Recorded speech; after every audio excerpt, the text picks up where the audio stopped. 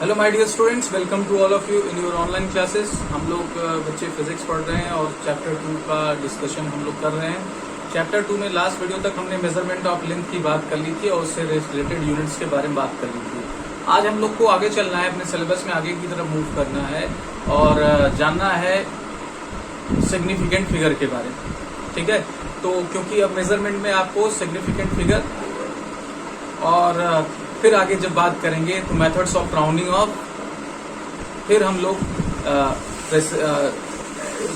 उन सब की बात करें, एरर्स की बात करेंगे। तो एरर्स तब आपको समझ में आएंगे जब आप राउंडिंग ऑफ और प्रिसिशन और एक्यूरेसी के बारे में समझ लेंगे तब। अब आपके मन में क्वेश्चन आ रहा है कि टाइम और मास और या अदर यूनिट्स क्यों नहीं यूज करते, आप क्यों नहीं बताते। तो देखिए बेटे, अगर हम थोड़ी थोड़ी आपको बात बता देते हैं। जैसे आप जानते हैं कि मिलीग्राम क्या होता है ना, केजी क्या होता है, क्विंटल क्या होता है, ये सब सारी चीजें आप जानते हो, इसमें कोई समस्या नहीं है। ये मास के आपके यूनिट्स हैं। वहीं आपके यूनिट्स अगर हम बात करेंगे किसमें, टाइम में, तो टाइम में भी आपके पास सेकेंड है, आवर्स है, मिनट है, उसके बाद आपका ईयर है। ये सब टाइम के लिमिट्स है। छोटे आपके क्या होंगे, 1 माइक्रो सेकेंड, तो 1 micro second is equal to आपका 10⁻⁻6 सेकेंड। जैसा कि आपको लेंथ में बताया गया था वैसे ही आपको इसमें भी रखना है। 1 nano second is equal to 10⁻⁻9 second. ठीक है, यानी अगर आप वहां से मीटर को हटा के सेकेंड प्लेस कर दीजिए तो उससे यूनिट्स तैयार हो जाएंगे, इसलिए इसमें समस्या नहीं है। चलिए, आज का हमारा जो टॉपिक है बेटे वो बहुत ही इंपॉर्टेंट है, सिग्निफिकेंट फिगर। कभी कभी इससे क्वेश्चंस आपको आपके एग्जाम में तो मिलेंगे ही मिलेंगे। आप जब नीट जेईई को टारगेट कर रहे हैं तो उसमें भी ऐसे क्वेश्चंस आपको मिल जाएंगे जिसमें आपको आंसर दिया रहेगा, लेकिन आपको सिग्निफिकेंट आंसर पहचान में नहीं होगा, तो चारों आंसर एक जैसे लगेंगे और आप एक गलत करके चले आएंगे। तो चलिए जानते हैं सिग्निफिकेंट फिगर।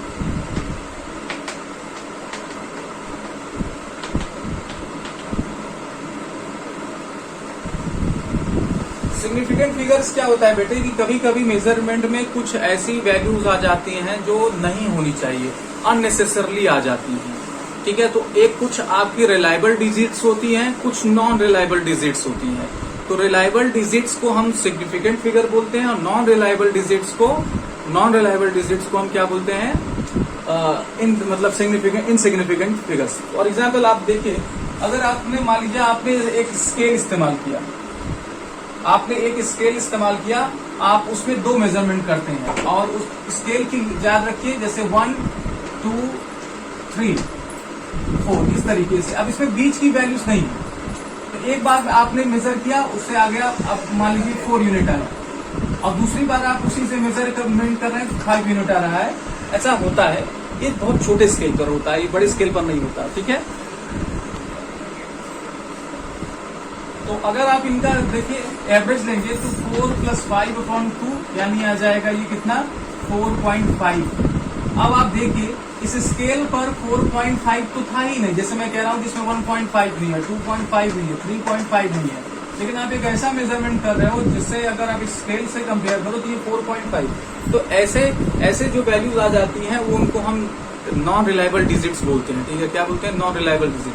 इसी तरीके से आप 0 पॉइंट है ना, कोई जैसे ऐसे भी लिखो 0.10000। अब बताइए इसका क्या मतलब है, कोई मतलब नहीं है। तो कभी कभी मेजरमेंट में ऐसे डिजिट्स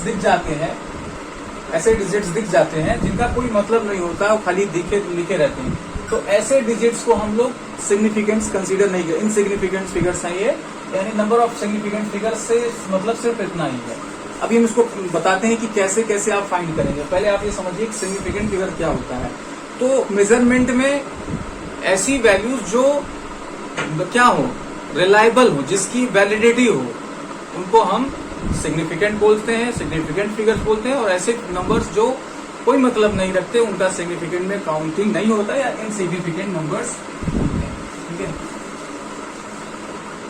तो चलिए लिखिए, इफ एन मेजरमेंट, देखिए इन अ मेजरमेंट,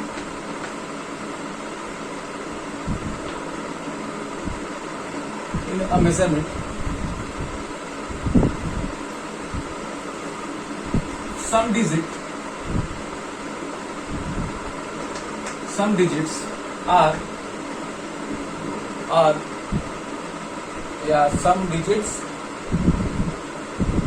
are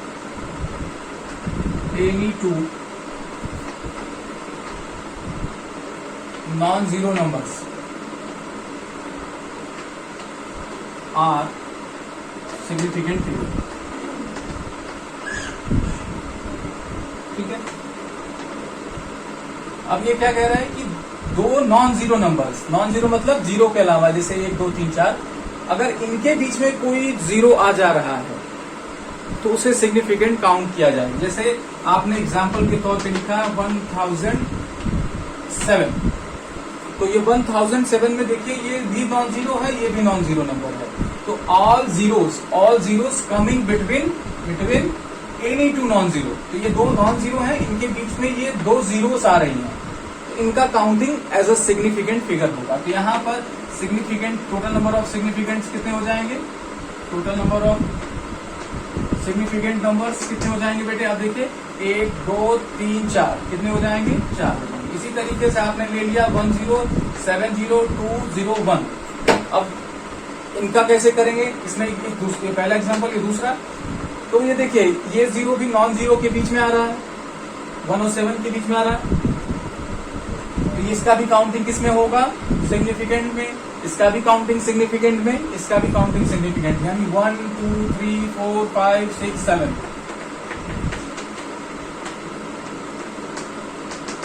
7.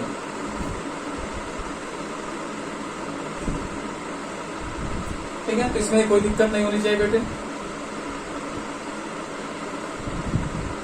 इसी तरीके से अगर हम कोई और नंबर भी ले लें, थोड़ा सा आगे चलते हैं एक स्टेप और.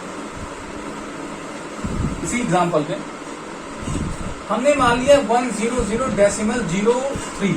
अब इसमें कितने सिग्निफिकेंट, यहाँ तो डेसिमल आ गया.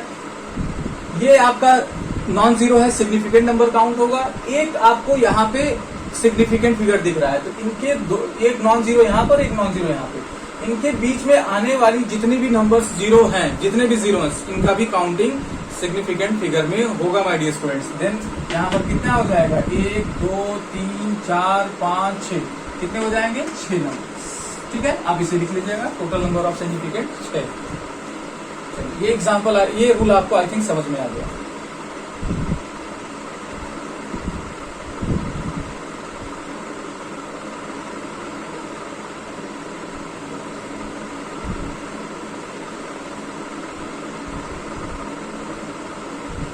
चलिए अब नेक्स्ट रूल देखिए. नेक्स्ट रूल आपको समझ में आएगा, अच्छा है, थोड़ा सा दिमाग भी लगेगा आपका. समझते हैं बेटे. If there is no any non zero, देखिए नॉन जीरो, जीरो में कंफ्यूज मत होना बेटे. जीरो मतलब जीरो, नॉन जीरो मतलब other than zero. If there is no any non-zero digit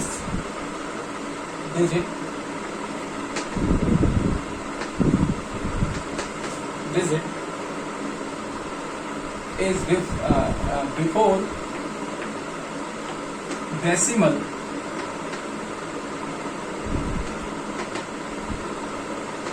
number, decimal point number नहीं होता है, पॉइंट होता है, decimal point. Then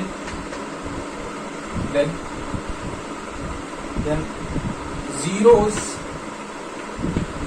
coming after,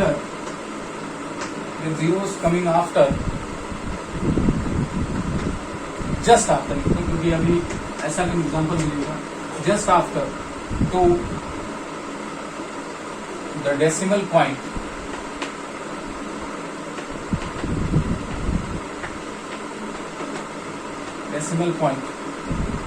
will not be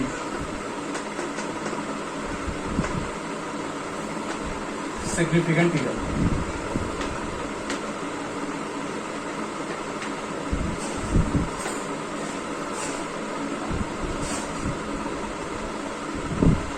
rule बड़ा है, पहले इसको एग्जाम्पल भी समझ में आ जाए और इसका बात भी समझ में आए.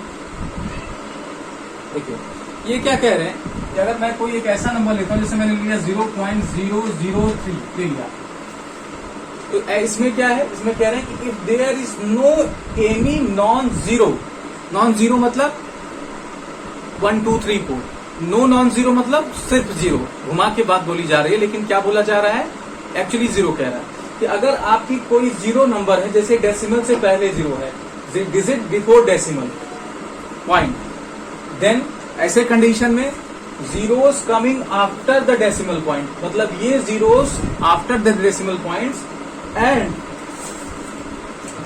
कमिंग आफ्टर जस्ट आफ्टर, यही से लिखा है जस्ट आफ्टर कि 30, जैसे यहाँ पे ये क्या है 003, तो इनका काउंटिंग आपका सिग्निफिकेंट नंबर्स में नहीं होगा, ये सिग्निफिकेंट्स में काउंटिंग नहीं होगी। तो यहाँ कितने सिग्निफिकेंट नंबर्स हैं बेटे, 1, कितना है 1। लेकिन अगर मैं इसी का एग्जांपल और दूसरा ले लूं,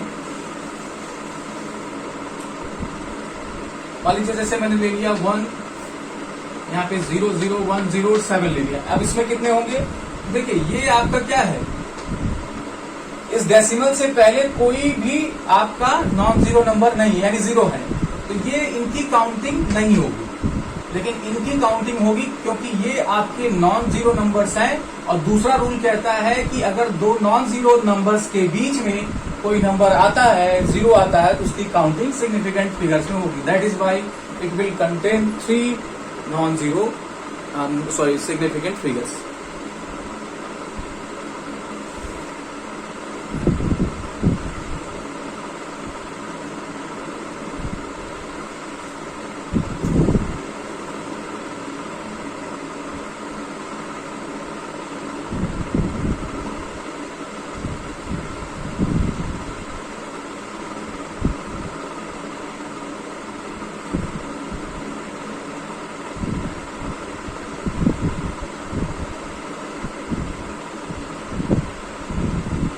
ठीक है, चलिए आगे चलते हैं।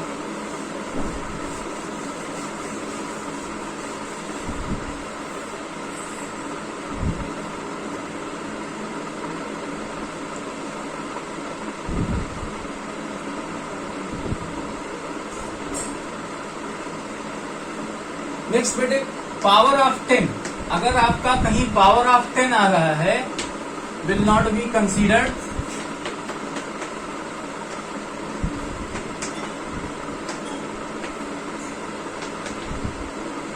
एज सिग्निफिकेंट फिगर, उसकी काउंटिंग सिग्निफिकेंट फिगर्स में नहीं होती। जैसे अगर मैंने आपको बोला कि हमारे पास एक ऐसा नंबर है 3 × 10⁸, इसमें सिग्निफिकेंट नंबर फाइंड करिए, तो इसकी काउंटिंग सिग्निफिकेंट नंबर्स में नहीं होगी, केवल और केवल इसकी होगी, और दैट इज 1। ठीक है, तो ये आपकी नहीं है, इसको नोट कर लीजिए।